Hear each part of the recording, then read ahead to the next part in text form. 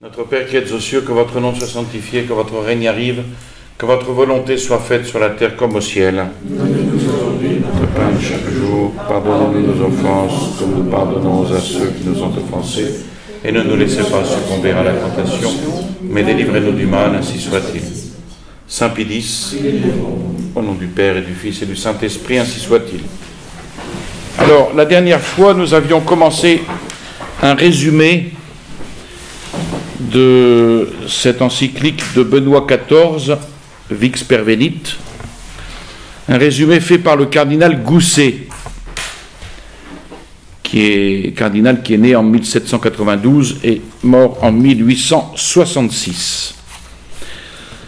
Il avait donné comme résumé 4 points, auxquels il en a rajouté un 5e que nous n'avions pas encore vu. Donc le 5e, Benoît XIV reconnaît d'autres contrats d'une nature entièrement différente de celle du prêt, par lesquels on peut placer et employer son argent, soit pour se procurer des revenus annuels, soit pour faire un commerce et un trafic licite et en retirer quelques profits honnêtes. Quelques auteurs modernes en concluent que Benoît XIV regarde comme légitime le placement d'argent à intérêt, c'est-à-dire le contrat par lequel on confie son argent à un riche ou à un commerçant pour le faire fructifier au profit de l'un et l'autre contractant. On convient, disent-ils, que le prêt simple et gratuit, qu'il n'est donc pas permis de tirer des intérêts du mutuum, c'est-à-dire du prêt, mais lorsqu'on donne son argent à un homme riche ou à un négociant, tant pour lui rendre service que pour en tirer quelques profits, on ne prête pas, mais on place son argent à intérêt. C'est un contrat permis, honnête, qui n'a point les caractères du prêt de consommation dont parle Benoît XIV lorsqu'il condamne l'usure.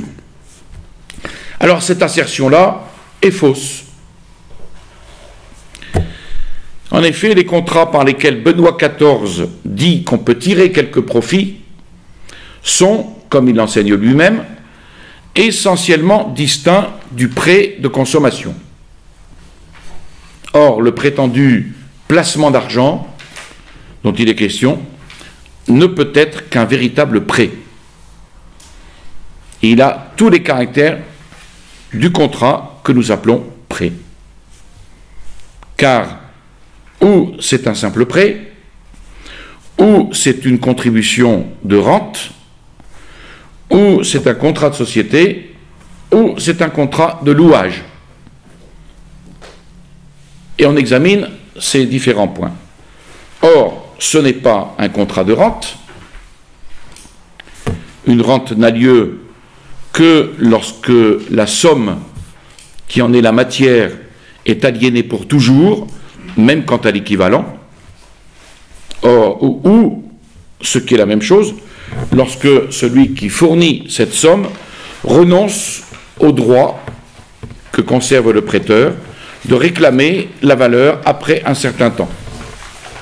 Si la rente était rachetable des deux côtés, ce ne serait pas une rente, ce serait évidemment un simple prêt. Deuxièmement, dire que le placement d'argent tient de la nature du contrat de société, ce serait également aller contre les notions les plus généralement reçues, parce que dans le contrat de société, le péril ou la perte et le bénéfice sont communs aux associés. C'est ce que le pape exprime à un missionnaire d'Afrique, et qu'on va revoir un petit peu après plus en détail. Comme l'acte qui a lieu entre celui qui donne son argent et le négociant qui le reçoit et dans lequel le prêteur ou le capitaliste est assuré du remboursement de ses deniers ou de son capital avec un intérêt en sus, ne peut jamais être regardé comme un vrai contrat de société. Cet intérêt qu'il exige de celui à qui il remet son argent et en sus de son capital est injuste et prohibé, quoique le donneur dise qu'il n'entend point faire un prêt. Voilà ce que le pape exprime à un missionnaire d'Afrique.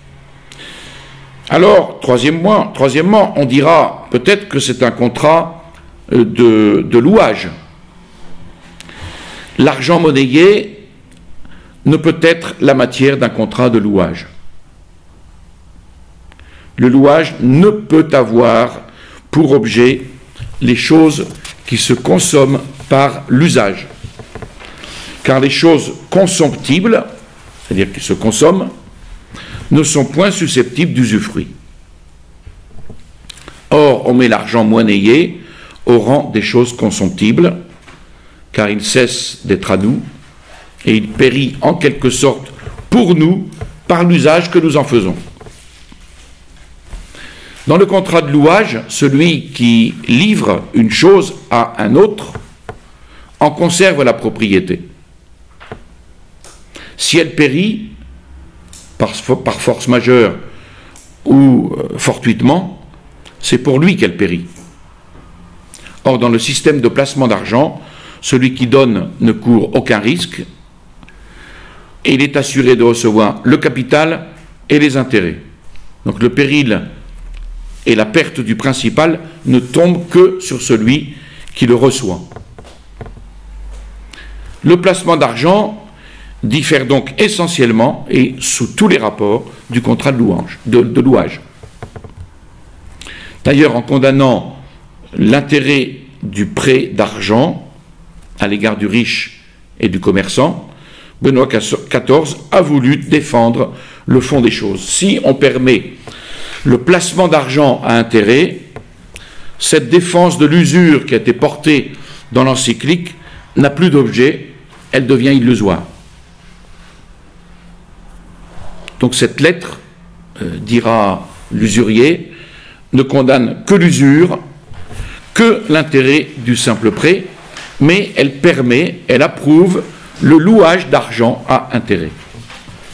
Je serai au désespoir d'aller contre les décisions du Saint-Siège, ainsi pour ne pas compromettre ma conscience. Je ne prêterai plus mon argent à intérêt, mais je louerai mon argent pour en tirer du profit. Cela m'est d'ailleurs indifférent, l'un et l'autre contrat me procurent absolument les mêmes avantages, le même revenu.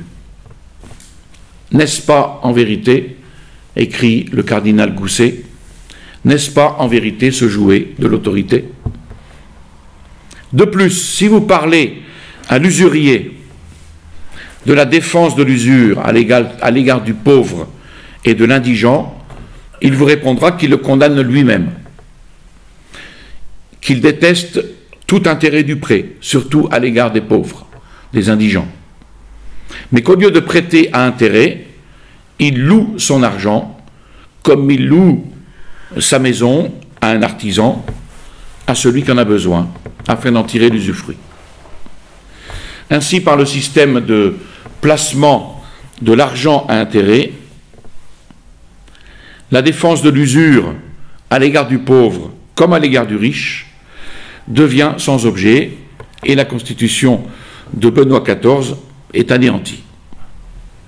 Le même raisonnement revient pour les conciles, pour les pères, pour l'évangile, pour les prophètes et pour la loi. Et puis enfin, Benoît XIV nous dit dans un autre ouvrage, son traité du synode, qu'il a publié, il dit dans ce traité qu'il a publié sa lettre encyclique pour condamner les erreurs de Calvin, de Charles Dumoulin et de quelques auteurs catholiques, qui prétendent que dans le cas où le prêt se fait aux riches ou aux commerçants, on peut en tirer quelques profits de son argent.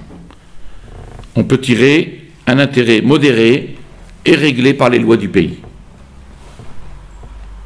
Voilà comment le cardinal Gousset donc résume cette encyclique. Avant d'en terminer, je voulais simplement dire un mot de ce que déclare le pape Pie VI ainsi que le pape Pie VII.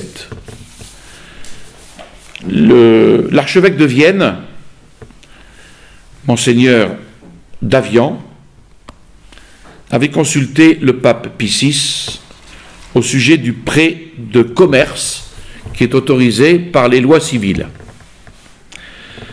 Pie VI, donc après avoir pris l'avis d'une congrégation choisie parmi ses cardinaux, fit répondre par le cardinal Zelada, le 12 août 1795, donc 50 ans après l'encyclique de Benoît XIV, qu'il fallait sur cette question se conformer à l'encyclique de Benoît XIV.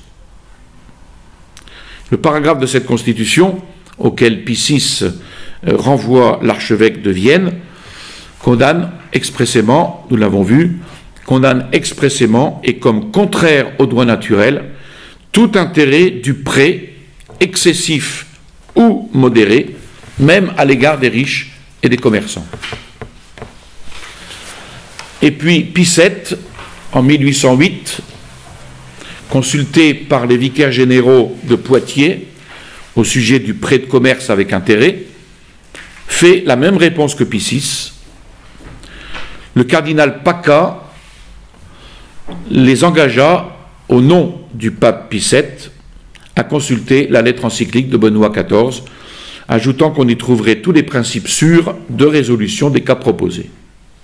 Et le cardinal poursuit, afin que vous ayez une règle plus précise encore pour juger en quelles circonstances il est permis ou défendu de tirer un intérêt d'un prêt à jour, Sa Sainteté m'a ordonné de vous adresser une copie d'une instruction envoyée par ordre de Benoît XVI à un père capucin en Afrique, 2 ans après la parution de Vix Pervenit.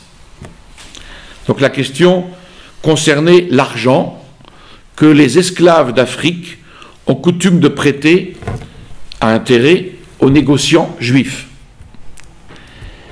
Et Benoît XIV demande de se référer à Vix Pervenit.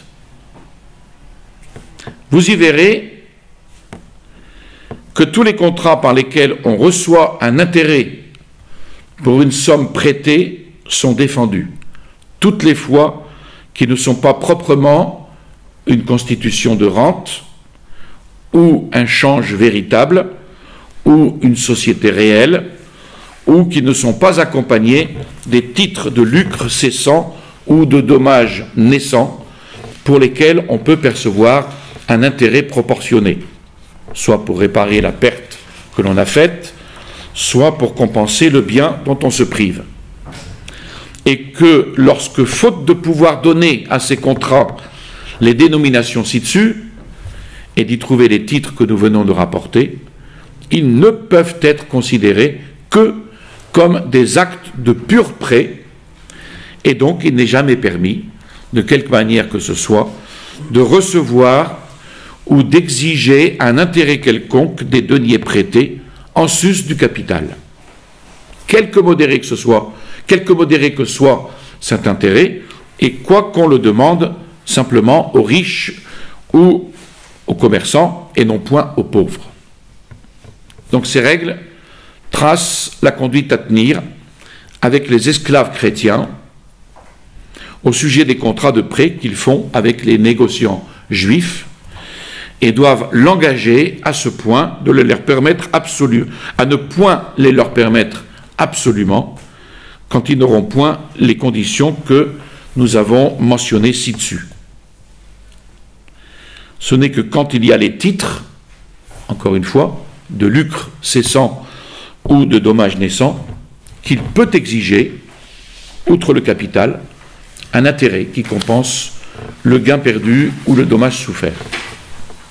Et quoi qu'à raison d'un péril provenant non de la nature même du contrat de prêt, mais de quelques circonstances extrinsèques ou étrangères au prêt, et auxquelles le prêteur expose son fonds, il puisse exiger du négociant à qui il le confie un gain proportionné à ce péril, en sus du remboursement du capital.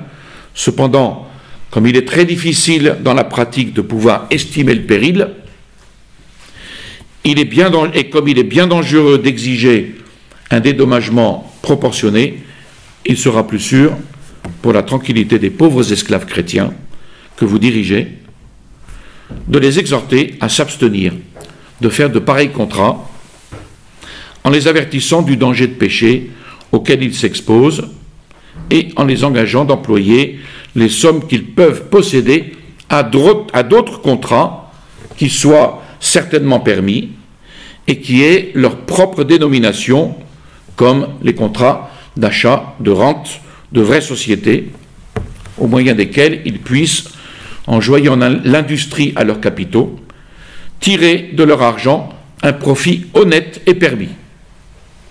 Et puis en plus, ça permettra d'éviter aux esclaves chrétiens d'engraisser certaines personnes. Benoît XIV réfute donc et condamne tous les systèmes qui ont paru en faveur de l'usure. Et il n'accepte point le placement ou le louage d'argent, inventé d'abord par le calviniste Saumaise et soutenu depuis par quelques écrivains catholiques.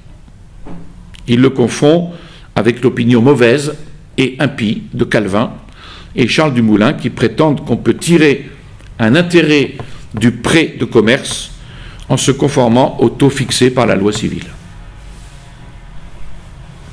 Voilà pour cette question un peu ardue de l'usure.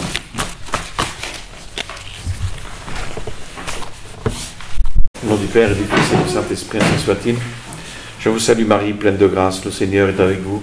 Vous êtes bénie entre toutes les femmes, et Jésus, le fruit de vos entrailles, est béni. Sainte Marie, Mère de Dieu, priez pour nous pauvres pécheurs, maintenant et à l'heure de notre mort, ainsi soit-il. Au nom du Père et du Fils et du Saint-Esprit, ainsi soit-il.